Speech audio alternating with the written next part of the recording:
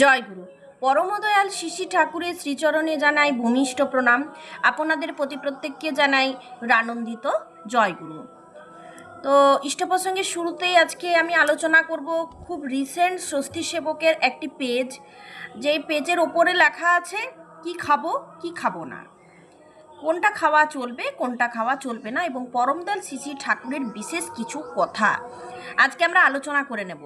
দেখুন, এই যে আমার দু একদিন হলো ইষ্ট প্রসঙ্গ ঠিকমতো দেওয়া হচ্ছিল না, কারণ আমি নিজেই ঠাকুর বাড়ি গিয়েছিলাম। তাহলে আশীর্বাদে ঠাকুর বাড়ি পৌঁছেছিলাম, ঠাকুর দর্শন হয়েছে, আচার্যদেবকেও দর্শন হয়েছে। আর সবথেকে বড় কথা হলো পরমদয়ালের আশীর্বাদে যেটি পরমদয়ালের পরম ইচ্ছা সেটি পূরণ হয়েছে। আমার ছেলের দীক্ষা সস্তয়নী হয়েছে, তো যার কারণে আচার্যদেবের আশীর্বাদেই হয়েছে। তো যাই হোক, আমার ঠাকুর দর্শন হয়েছে। ঠাকুর দর্শন করতে গিয়ে আমার একটা বিশেষ কাজ থাকে, সেটা হচ্ছে ওইখানে আলোচনা স্বস্তি সেবক নিয়ে আসা। তো আমি পেয়ে গেছি, তার জন্য আমি দেখলাম যে আপনাদেরকে এই রিসেন্ট যে আলোচনাটা হয়েছে সেটা আপনাদের সঙ্গে শেয়ার করব। ঠাকুরবাড়ির পরিবেশ খুব ভালো লাগলো, কারণ আবহাওয়াটা ওখানে এই সময় খুব সুন্দর ছিল। যে দুদিন আমি ছিলাম 12, 13, 14 তারিখে আমি বাড়ি ফিরেছি। খুব ভালো লাগছিল, আর অনেক দিন পর ঠাকুরবাড়ি গেলাম, খুবই আনন্দ হলো। তো চলুন আমরা আজকে আমাদের নিজস্ব আলোচনায় চলে আসি। আয়ু সত্য বলা রোগ্য সুখ প্রীতি বিবর্ধনা রুস্সা স্নিগ্ধা স্থিরা হৃদ্যা আহারা সাত্বিক প্রিয়া।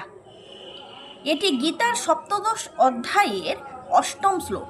সব কিছুই যে ঠাকুর আমাদের বলেছেন, আর ঠাকুরের কথা আমরা নেব কি নেব না এটা মনে করি, তাই তো, কিন্তু সহজেই আমরা দেখতে পাচ্ছি এখানে গীতাতেও দেওয়া আছে।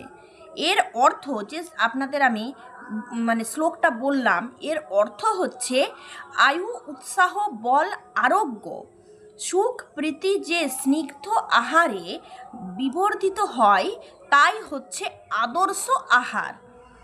ঘি খাবার পাতে ছিটিয়ে খেও, শ্রী ঠাকুর বলছেন, অর্থাৎ স্নেহ পদার্থ পরিমাণ মতো মাত্রা মতো যার সারাংশ দেহে আত্মীকৃত হয়, যেগুলি দেখলেই হৃদয়গ্রাহী, এমন খাবার খাওয়াই শ্রেয়, আর তাই ভালো।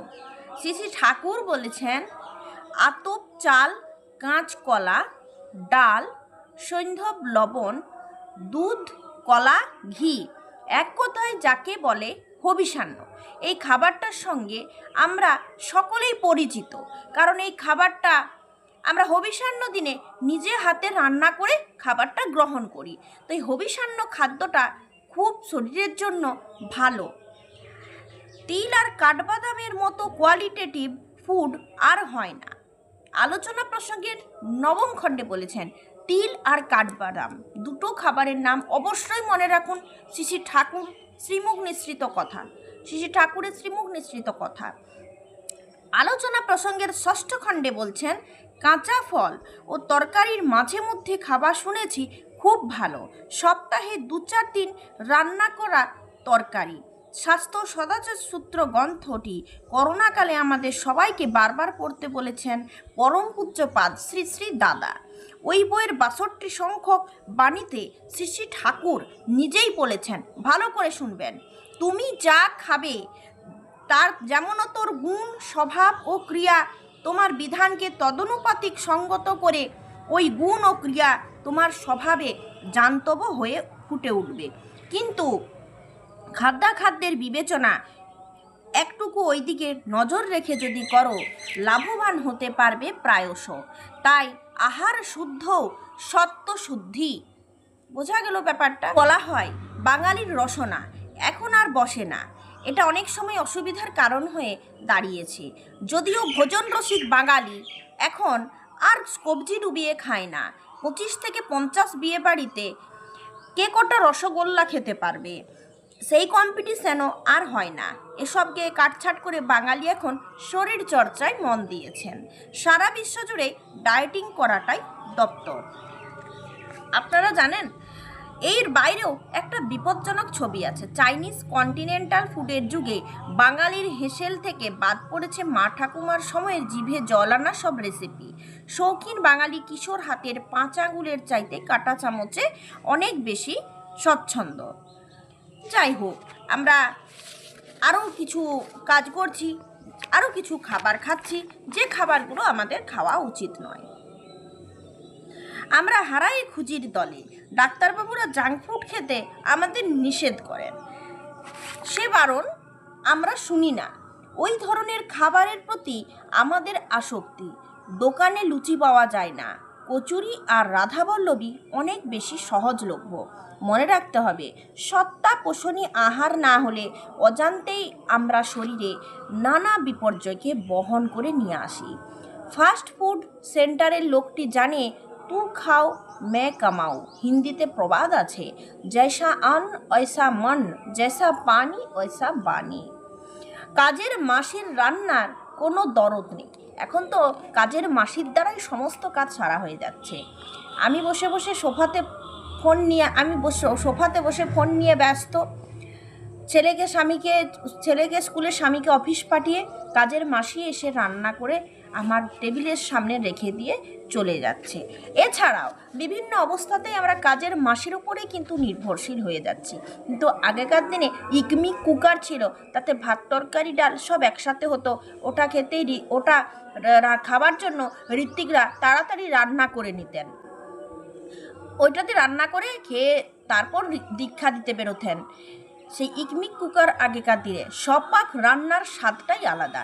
তাই প্রত্যেক দিন আমাদেরকে নিজ হাতে রান্না করার অভ্যাস করতে হবে। কাজের মাসির রান্নায় কোনো দরদ নেই, শুধু মুখের স্বাদের দিকে তাকিয়ে তেল ঝাল মশলা দেদারে ঢেলে যান। পেটের দিকে সেভাবে নজর রাখেন না, কারণ যে মানুষগুলির জন্য তিনি রাঁধছেন তারা তার নিজের লোক নন। হ্যাঁ, এটাই বাস্তব। বাড়ির বাচ্চাটি কোনোদিন আরও দুটো বেশি রুটি বা লুচি খেতে চাইলে মনে মনে তিনি বিরক্তই হন। ট্রেন মিস হয়ে যাবার তাড়া থাকে তার। মা কিন্তু সন্তান আরও একটু চাইলে ধন্য হয়ে বলেন, ভালো লেগেছে বাবা, দাঁড়া এক্ষুনি আর দুটো লুচি ভেজে দিচ্ছি। এই কথা বলে ময়দা মাখতে বসে পড়েন। এর বাইরে আছে আমাদের আনন্দবাজার কিংবা ভাণ্ডারের প্রসাদ। খাদ্যের মধ্যে সেখানে ভক্তি সঞ্চারিত। এই তো দুদিন আগে আনন্দবাজারে প্রসাদ খেয়ে এলাম, কি সুন্দর খেতে, আর এত খাওয়া হয়ে যাচ্ছে আপনাদের আর কি বলবো। জলের যেরকম স্বাদ সেই রকম খাবারের স্বাদ। এ খাবার আর বিশ্বে কোথাও মেলে না, শুধু আমার ঠাকুরের কাছেই পাওয়া যায় এই খাবার। ভক্তি সঞ্চারিত, আর খেলে মনে হচ্ছে এত পেট ভরে যাচ্ছে, মনে হচ্ছে তবুও আরও খাবো। ঠাকুরের প্রসাদের এত স্বাদ আমার এতই ভালো লাগে। এর বাইরে আছে আমাদের আনন্দবাজারের ভাণ্ডারের প্রসাদ। ঠাকুর বলছেন, শ্রদ্ধাপুত আনন্দবাজার অন্নদাজার স্বভাব রানী, ভক্তি ভরে করিস পূজা, আশিস শ্রোতা হবেই প্রাণী। তিনি বললেন, অন্নে জানিস মন বয়, অন্ন মাফিক প্রবৃত্তি হয়। যে সংসর্গে পালন পোষণ যেমন অন্ন খায়, সেই স্বভাবটি পুষ্টি পেয়ে জীবন পথে দেয়। তাই তো যেখানে সেখানে যেভাবে খুশি খাবার খাওয়া ঠাকুরের নিষেধ আছে, এই নিষেধ আমরা কখনো অমান্য করতে পারি না। মানসিক গলদ আহার্য থেকেই আসে, তাই সাবধানতা অবলম্বন খুব জরুরি। সেই যে এক সাধুর গল্প আছে, রাজার বাড়িতে অন্নগ্রহণ করে তার মনে চৌর্য প্রবৃত্তির নেশা চাপলো। সোনার ঘটি নিয়ে পালালেন তিনি। সেপাইরা তার পিছু ধাওয়া করলো, তখন ত্রিশূল উঁচিয়ে ধরলেন তিনি। পরে জানা গেল ওটা চুরির চাল ছিল। শ্রী ঠাকুর তাই বললেন, বৈধি উপযুক্ত আহার ধর্মের ভিত্তিকেই শক্ত করে তোলে। শরীর ও মনে সাধারণত গলদ ঢোকে খাদ্য সংস্রব প্রবৃত্তি তান্ত্রিক সম্বেগের ভিতর দিয়ে। খাদ্য রুচি হওয়া উচিত সময়ানুসারী।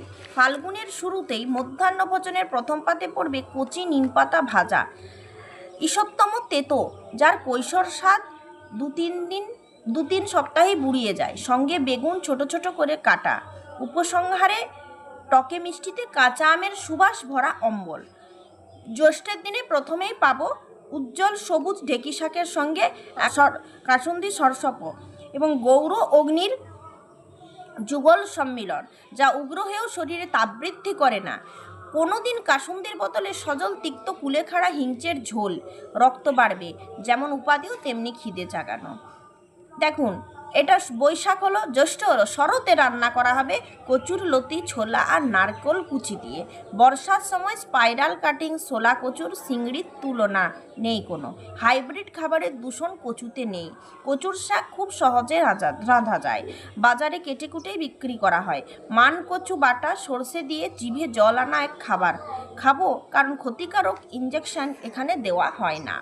কিছু খাবার আছে যেগুলোতে কোনো অন্যান্য রাসায়নিক যে উপকরণ সেগুলো মেশানো হয় না। শীতের বাজারে নানা রঙে বর্ণময় খয়েরি বিট, গৈরিক গাজর, লাল টুকটুকে দেশি টমেটো, ঘন সবুজ ক্যাপসিকাম আর ধনেপাতা। সে যেন বামপন্থী ডানপন্থী, রং দে তুই মোহে গেরুয়ার সর্বদল সম্মিলিত বৈঠক। মটর ডাল বা অম্বলে ঝাঁঝালো লাল বা সাদা মূলোর স্বাদ, আহা! বঙ্কিমচন্দ্র থাকলে বলতেন, জন্ম জন্মান্তরও ভুলিব না। মঙ্গল আর শনিবারের রাতে বেগুন পড়ার নবীন মসৃণ সম্ভাষণ। ভোজনশিল্পী বাঙালি এইসব ভুলে তার কৃষ্টি বিচ্যুত হয়ে ভিন্দালু মাঞ্চুরিয়ান, ফ্লোরেন্টাইন মাঙ্গোলিয়ান রোল শুনলেই দৌড়াচ্ছে বকরাক্ষসের মতো। ফলত ডাক্তারের চেম্বারে বাড়ছে ভিড়, পেট তো প্রস্তুত নয়। এরকমভাবে আমাদের খাবারটা এখন এতটা পরিমাণ দূষিত হয়ে উঠেছে, সেটাই এখানে বলা আছে। আপনাদের সামনে একটু শেয়ার করলাম, কারণ অনেকটাই আছে, এতটা পড়লে আমার ভিডিওটা অনেক লং হয়ে যাবে, আপনাদেরও এতটা শুনতে ভালো লাগে না। এরপর আমরা কোন প্রসঙ্গে আসবো জানেন?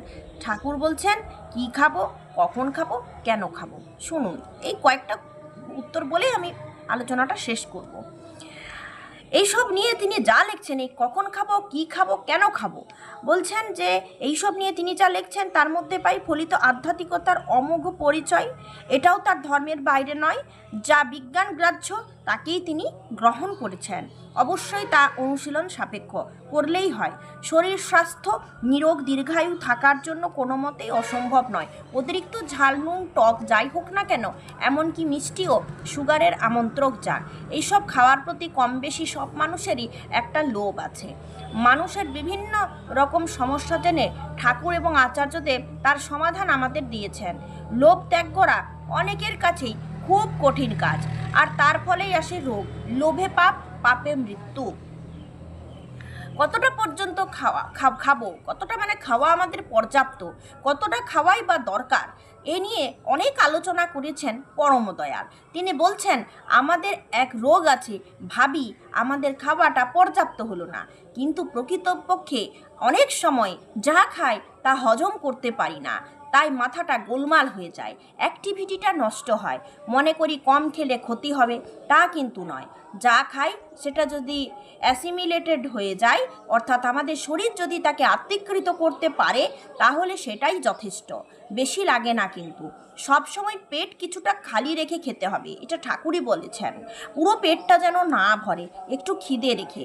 ছড়াই ঠাকুর বলছেন, অধিক ভোজন যারাই করে দরিদ্রতায় প্রায়ই ধরে। ক্ষুধায় যদি জাগে তেমনি খাস যাই, সতেজ থাকিস এড়িয়ে লোভের রাগে। আবার ক্ষুধা পেলে পেট পুরে তুই খাদ্য দিয়ে 3টি ভাগ, শুদ্ধ জলে 1 ভাগ পুরলে বৃদ্ধি পাবি স্বাস্থ্যরার। কি এক আশ্চর্য দিগন্ত খুলে দিলেন শ্রী শ্রী ঠাকুর। বলছেন, যারা বিবেচক নয় তারা অনেকেই খায় লোভ করে 12 আনা, আর খিদের জন্য খায় 4 আনা। প্রথম যুগের আনন্দবাজারে খাওয়া হতো মোটা চাল আর পদ্মার জলের মতো ডাল, অসুখ বিসুখ ছিলই না।